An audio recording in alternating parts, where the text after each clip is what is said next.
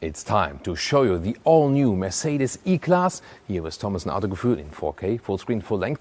Let's go with exterior features, different lines, different trims, and also interior features. That will explain why I'm wearing two watches today, because Apple Watch features will be included in the interior. But here on the exterior, AMG Line, there you can see you have this multi-star pattern grille, always a chrome frame around, but then you have this black mask, and that is the connection to the EQ models. Headlamps, LED standard, digital light is an option, and then you also have this more extended daytime running light in the lower part. The AMG line here also features these sportier accentuations in the side part, and the color here is called Verde Silver. That's like a silver green mixture. The length, when we come to the side profile, is 4.95 meters or 195 inches. That's just a tiny bit longer than the previous generation. And that mostly went into the wheelbase, that you have a little bit more legroom in the rear. Will this work? We will find out. 20-inch wheels we have here. 21-inch would be the biggest size available. And you have the classic business sedan look. Here you can see, and I would say really inspired of the S-Class. So this one, of course, sits between the C-Class and the S-Class. Has been, to me, always the essence of the Mercedes brand, the Mercedes E-Class, I think. Here we can see we have a night package that makes the frames around the windows all in black, and also here the side mirror caps. Interesting that we directly have the second line for you. This one here is the exclusive line. So once again, avant-garde base and then AMG line or exclusive line. And here in the exclusive line, we still have the classic Mercedes star on top to give you this executive look. Also the front grille looks different. It has now a horizontal stress. It's just that here the sensor plate is a little bit more visible than in the AMG line.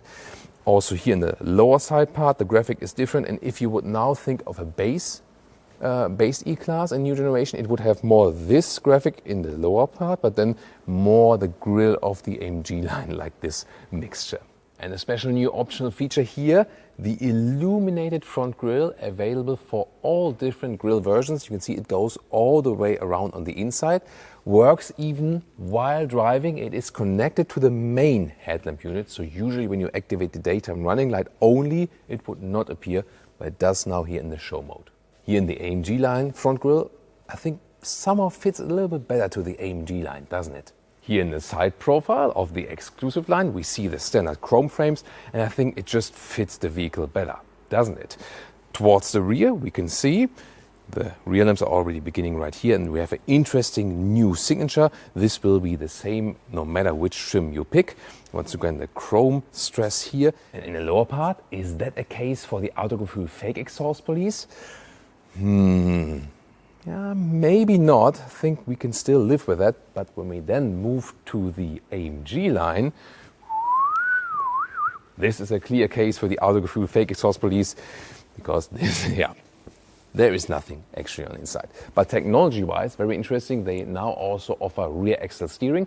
Up to 4.5 degrees, the rear wheels can turn in the opposite direction than the front wheels, up to a threshold of 60 kilometers an hour or 37 miles per hour. And that massively reduces the turning circle by almost a meter. And by the way, if you wonder about this very unusual but very impressive location, this is here in the Sindelfingen plant in Stuttgart, Germany, at Mercedes. And here they are testing frequencies and also some antenna testing. So everything is basically insulated, that they can test how the signals work, also like car-to-car communications and so on. Standard suspension, by the way, is already one with selective dampers. Will not be available for the plug-in hybrids, which will not be available in the US, by the way.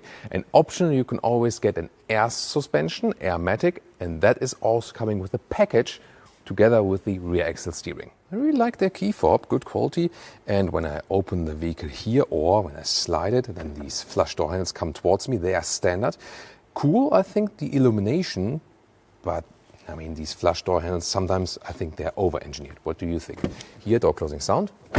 Sounds really nice. Love that. Then inside of the doors, Also looks like good build quality. Just here a lot of high gloss black piano lacquer, and these controls here don't have a haptic feedback anymore like in the new C-Class or S-Class. I think that's a step backwards if you compare the previous generation.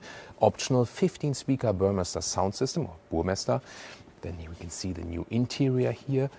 We have some high gloss black piano lacquer here and these new air vents, soon more deals to that. This is the AMG line, always connected exterior interior, AMG line perforation at the side, 2 horizontal spokes. The normal steering wheel would look different. Seating, the thing is that this is the animal skin. You can also get Artico high-grade leatherette in different colors as well. And in Europe, in the AMG line, you also get microfiber at the inside of the seats. But they didn't do too much stress on more sustainable materials as for the seating. Then 1.89 m or 6'2", still leaves some headroom. There is a panoramic roof available, and you can actually also still open that. Yeah, we have to mention that nowadays, that you can also open a panoramic roof, because more and more cars go for fixed panoramic glass roof. You have a cover here, and then again this slider function, but yeah, there it starts. Sorry, it took me a while, and we used editing that we can make a shortcut here to the opening of the roof. Yeah, these sliders here are always more complicated, but the roof itself here works very well, and they also worked on the aeroacoustics of this panoramic roof. Rear seating area, of course, the main question is, what about the legroom? Design-wise, it looks, yeah, really like S-Class or also the new EQS models, for example, just pure design-wise. And we have a little bit increased wheelbase, and yeah, I do feel that. So it's actually good for the legroom, no problem at all. Headroom with my size also works, although there is the panoramic roof. So it also works for 4 tall Ls in the sedan here.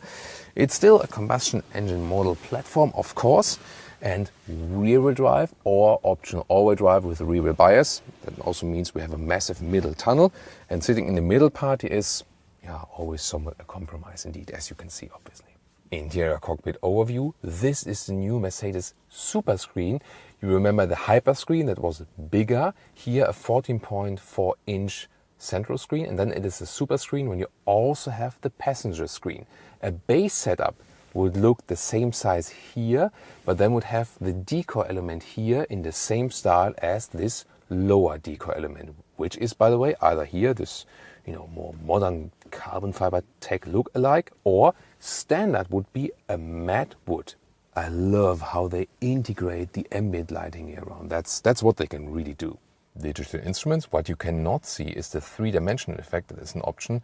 You can see that something is changing here on camera, but in, you know, with your real eyes, you can see that here now you have like a depth in the field of view. That's kind of cool. And what you can also do is change the styles. Here more to a classic view.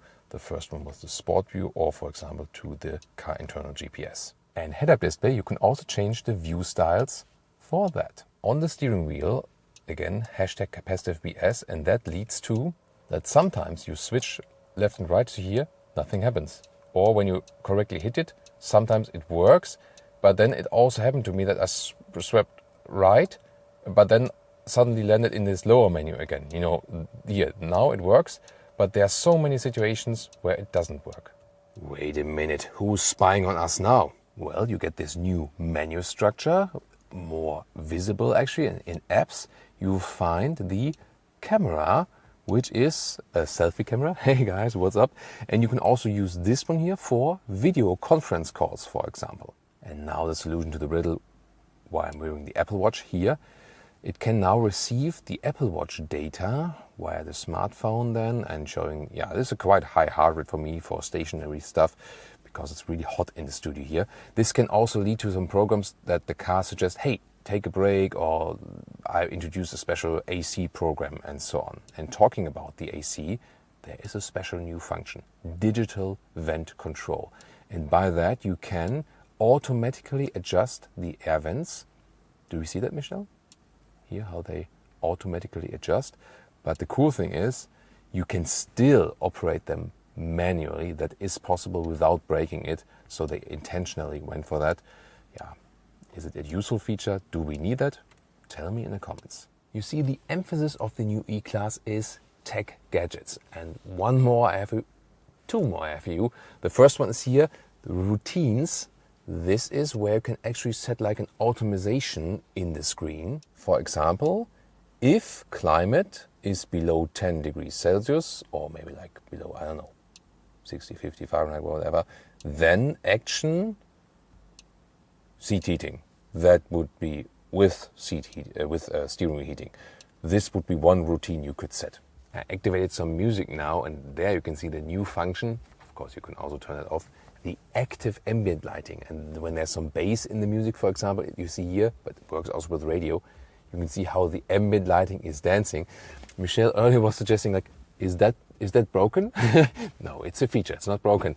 So, I mean, while driving, probably not. That's a feature I would maybe do like stationary, and you want to listen to some music with your friends, then it might be fancy, right? And if you're really bored, then you can also play some games. For example, here, some shuffle puck. But I've already seen Angry Birds is also possible. And here with a different color, more this beige tone. And this is also here the standard middle console with an open cell wood. Beautiful. I would always go for that way. Actually, it's really cool. And once again, less black piano lacquer. You can still get a black piano lacquer middle console, but who would do that voluntarily? Gladly, this time it's an option. This is also featuring here the exclusive interior, also the normal avant-garde interior would feature the standard steering wheel in this more high-gloss black design. Yeah, I think there the AMG steering wheel looks better. Now to the trunk area, 540 liters, the same. 370 here for the plug-in hybrid version, so don't be mistaken, the normal combustion engine is deeper than here and would be higher. So the plug-in hybrid here you see is limited in height. The width, length the same, here 1 meter or 40 inches in width, and the length is actually quite cool.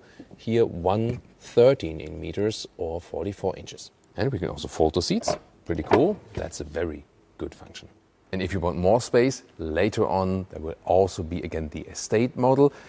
As we in Germany would say, Mercedes E-Klasse T-Modell. Listen and repeat. Mercedes E-Klasse T-Modell. Mercedes E-Class Estate. Engines, 2-liter 4-cylinders, petrol and diesel.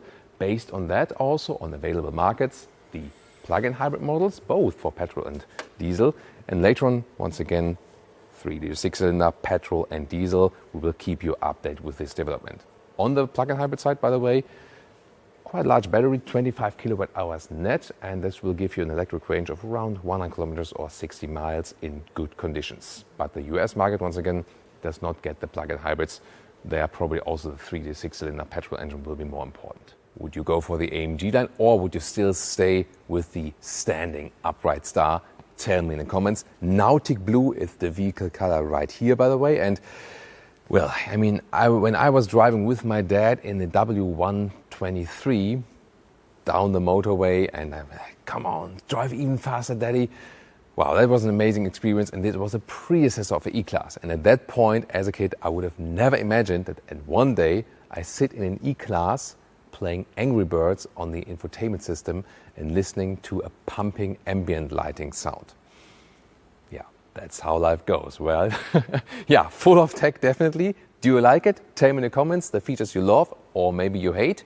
And also tune in to the Mercedes S-Class and the Mercedes C-Class.